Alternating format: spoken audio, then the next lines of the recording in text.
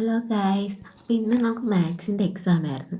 അപ്പം മാത്സിൻ്റെ എക്സാം ഞാൻ വളരെ പഠിച്ച് നല്ല രീതിയിലൊക്കെയാണ് പോയത്. എല്ലാ ലൈവൊക്കെ കണ്ട് ഞാൻ വിചാരിച്ച ആൻസർ തന്നെ ക്വസ്റ്റ്യൻ പേപ്പർ തന്നെ സിമ്പിളായിരിക്കും എന്നാണ് ഞാൻ ചിന്തിച്ചത്. പക്ഷെ അവിടെ ചെന്നപ്പോഴാണ് മനുഷ്യൻ എഴുതാനുള്ള മൂഡും പോയി, പഠിക്കാനുള്ള മൂഡും പോയി. പിന്നെയാണ് ആലോചിച്ചാൽ പഠിച്ചിട്ടൊന്നും കാര്യമില്ലെന്ന്. എന്ന് വെച്ചാൽ ഈ ക്വസ്റ്റ്യൻ പേപ്പർ എല്ലാം പാടായിരുന്നു. എനിക്ക് മെട്രിക്സ് വരെ പാടായിരുന്നു. ഒരു ആവറേജ് സ്റ്റുഡൻറ്റിനാണെങ്കിൽ ഒരിക്കലും മാത്സ് ചെയ്യാൻ പറ്റത്തില്ല. ഇത് ക്വസ്റ്റ്യൻ പേപ്പർ നല്ല പാടായിരുന്നു റിയലി.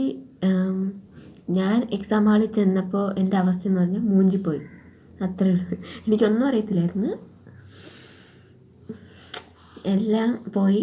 ഇനി കിട്ടുമോയെന്ന് അറിയത്തില്ല, പാസ്സാവുമായിരിക്കില്ലേ. ഞാൻ പഠിച്ചായിരുന്നു, പക്ഷെ എല്ലാം വിട്ടു. ഇനി പഠിക്കാനുള്ള മൂഡ് പോയി.